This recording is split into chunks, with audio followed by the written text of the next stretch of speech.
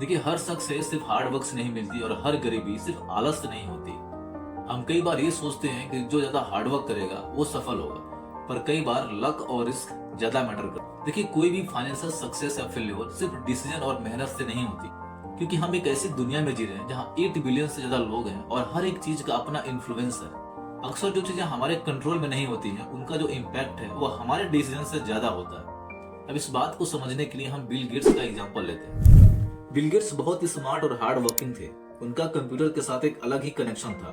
ये इसलिए हुआ क्योंकि उनके स्कूल में एक कंप्यूटर था, जो उस टाइम बहुत बड़ी बात थी। अब आप ये समझ लीजिए कि ये एक ऐसी अपॉर्चुनिटी थी जो शायद 1 मिलियन में से किसी एक स्टूडेंट को मिली थी। गेट्स ने अपने दोस्त पॉल एलन के साथ मिलकर माइक्रोसॉफ्ट स्टार्ट किया। उनका एक और दोस्त था केंट एवंस, जो कंप्यूटर्स के लिए उतना ही पैशनेट था और उनका अच्छा दोस्त भी था। लेकिन केंट एवंस माइक्रोसॉफ्ट का पार्ट नहीं बन सका क्योंकि एक माउंटेनिंग एक्सीडेंट में उसकी डेथ हो गई। अब सोचो, माउंटेन क्लाइंबिंग करते वक्त मरने का चांस भी 1 मिलियन में से एक ही होता, जो एवंस के साथ हो गया।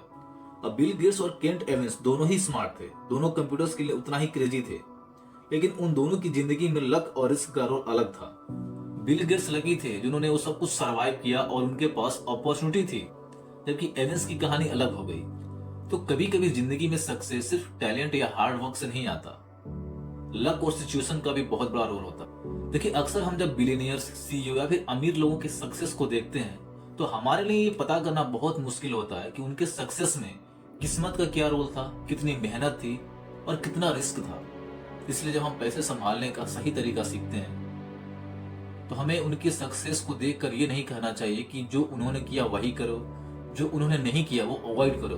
क्योंकि हो सकता है कि ऊपर वाले लोग अपने सक्सेस में किस्मत की वजह से आगे बढ़े गिरे और नीचे वाले लोग रिस्क की वजह से नीचे। इसलिए हमें इंडिविजुअल के सक्सेस पर ज्यादा फोकस नहीं करना चाहिए, बल्कि उनके ब्रॉड पैटर्न्स पे फोकस करना चाहिए।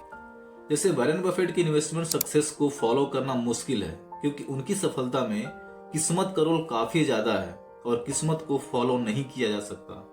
क्योंकि अगर हम ये समझ लें कि जो लोग अपने टाइम को अच्छे से मैनेज कर पाते हैं वो जिंदगी में खुश होते हैं, तो एक सिंपल बात है जिसे हम फॉलो कर सकते हैं। अगर हम ये समझ लें कि सक्सेस में किस्मत का भी रोल होता है और फेल्योर में रिस्क का, तो जब चीजें सही चल रही हो तो हम थोड़ा हम्बल रहेंगे, क्योंकि हमें पता होगा कि हमने ये जो सक्सेस पाई है सिर्फ हमारे हार्ड वर्क से नहीं मिला, इसमें किस्मत का भी रोल है।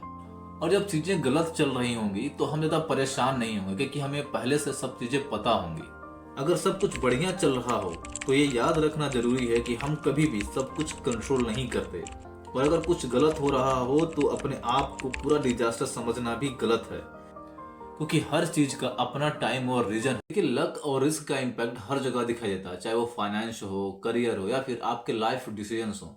एक रिसर्च के मुताबिक 90% स्टार्टअप अगले 10 साल में फेल हो जाते हैं, और जो स्टार्टअप बच जाते हैं उनका एक बड़ा फैक्टर लक भी होता है।